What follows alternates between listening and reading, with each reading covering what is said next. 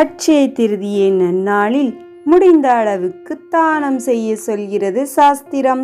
தானம் செய்யுங்கள், அதனால் வீட்டில் சகல சுபிட்சங்களும் நிறைந்திருக்கும், ஐஸ்வர்யம் பெருகும், கடன் இல்லாத வாழ்க்கையை வாழ்வீர்கள். அட்சயம் என்றால் வளருதல் என்று அர்த்தம். அதனால்தான் அள்ள அள்ள குறையாமல் இருக்கிற பாத்திரத்தை அட்சய பாத்திரம் என்று அழைத்தார்கள்.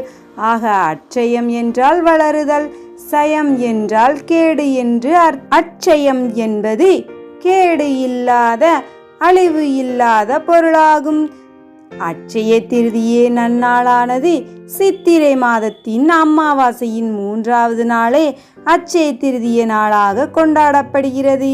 முதலில் அட்சய திருதிய நாளில் செய்ய வேண்டியது வழிபாடு.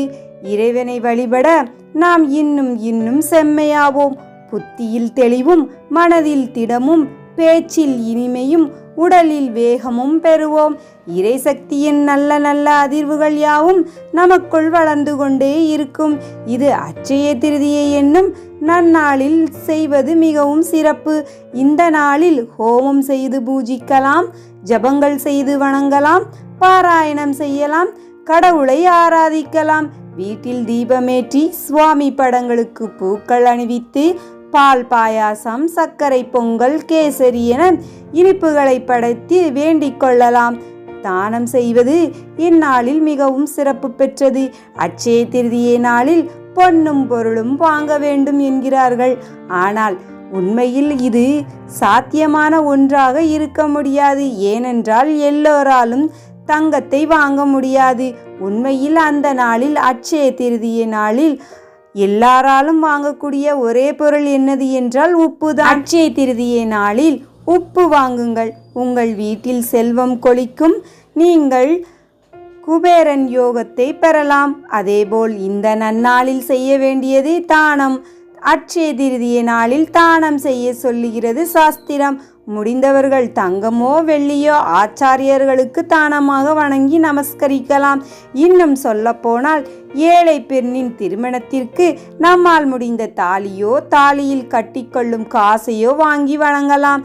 தங்கத்துக்கும் வெள்ளிக்கும் நாங்கள் எங்கே போகிறது என்று அழுத்துக்கொள்ளும் மிடில் கிளாஸ் அன்பர்களா நீங்கள், எவருக்கேனும் குறிப்பாக வயதானவர்களுக்கு குடை வாங்கி கொடுங்கள், இன்னொருவருக்கு செருப்பு வாங்கி கொடுங்கள்.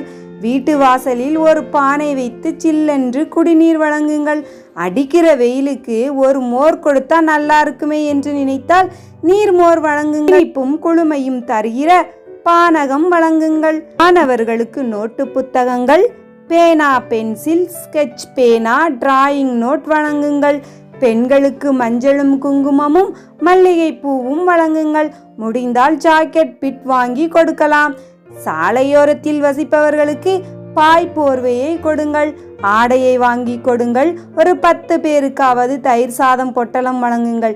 தானங்களை வழங்க வழங்க உங்கள் வீட்டில் செல்வ வளமும், காசும் பணமும், தங்கமும் வெள்ளியும் பன்மடங்கு புண்ணியங்களாக சேரும் என்பது நம்பிக்கை. ஆகவே அட்சய திருதியை நன்னாளில் தானம்தான் செய்ய வேண்டும். உங்களால் முடிந்த அளவுக்கு தானங்களை செய்யுங்கள். அந்த தானத்தின் தர்மம் உங்களின் 7 தலைமுறையையும் காக்கும் என்பது சத்தியம். காசியில் நித்தியவாசம் செய்யும் அன்னபூர்ணேஸ்வரி தேவி தாம்தான் அன்னதாதா என்று சிறு கர்வம் கொண்டாள். அந்த எண்ணத்தை போக்குவதற்கு சிவபெருமான் ஒரு சிவயோகியாக தோற்றம் கொண்டு அன்னபூர்ணேஸ்வரி மாளிகைக்கு வந்து தாயே பசி என்றார். அதை செவி கொண்டு அன்னபூரணி தேவி இலையிட்டு தன்னால் இயன்ற வஸ்துக்கள் அனைத்தையும் பரிமாறினார். யோகியோ இன்னும் என்று அனைத்தையும் உட்கொண்டே இருந்தார். வஸ்துக்கள் அனைத்தும் பூர்த்தியாக அன்னபூரணி தேவிக்கு என்ன செய்வதென்று புரியவில்லை. உடனே காசியில் திருமாதவன் என்ற திருக்கோலத்தில் சேவை சாதிக்கின்ற தன்னுடைய அண்ணனாகிய மகாவிஷ்ணுவிடம் பிரார்த்தித்து அழைத்தார். மகாவிஷ்ணுவாகிய பிந்து மாதவன் ஒரு அந்தணர் கோலத்தில் வந்தார். அன்னம் தயார் செய்யும் இடத்திற்கு சென்றால் அங்கு அன்னம் தயார் செய்த பாத்திரங்கள் அனைத்தும் சுத்தம் செய்து வைக்கப்பட்டிருந்தது. உடனடியாக சங்கல்ப மாத்திரத்தால் அன்ன வகைகள் அனைத்தும் தோன்றின. அன்னபூரணி தேவி அந்த சிவயோகிக்கு அருகில் இலையிட்டு மகாவிஷ்ணுவை அமர்த்தினார். மகாவிஷ்ணுவோ உட்கார்ந்த சிறு நேரத்தில் திருப்தி என்று கூறி எழுந்துவிட்டார். தமக்கு அருகில் உண்பவர் எழுந்துவிட்டால் தாமும் எழ வேண்டும் என்ற முறையை பின்பற்றியாக வேண்டிய கட்டாயத்தினால் சிவயோகியும் தமக்கு திருப்தி என்று எழுந்துவிட்டார். அன்னபூரணி தேவி அந்த சிவயோகியை வணங்க சிவயோகி சிவனாகவே காட்சியளித்தார். உமைக்கு ஏற்பட்ட கர்வம் கொண்ட எண்ணத்தை மாற்றுவதற்கே தாம் இங்கு வந்தோம் என்று கூறினார். உடனே மகாவிஷ்ணு இன்றைய தினம் எவர் ஒருவர் நல்ல காரியங்களை தொடங்குகிறார்களோ அது இனிதே வளரும் என்று ஆசீர்வதித்தார். அன்று முதல் சித்திரை மாதம் சுக்லபட்ச திருதியை நாம் அட்சய திருதியை திருநாளாக கொண்டாடுகிறோம். எனவே அன்றைய தினம் பொருட்கள் மேலும் சேர பொருட்கள் வாங்குங்கள். ஆனால் புண்ணியம் சேர மேலும் நிறைய தானம் செய்யுங்கள். மகாவிஷ்ணுவின் அருள் கிடைக்கப் பெறுவீர்கள் பரிபூரணமாக.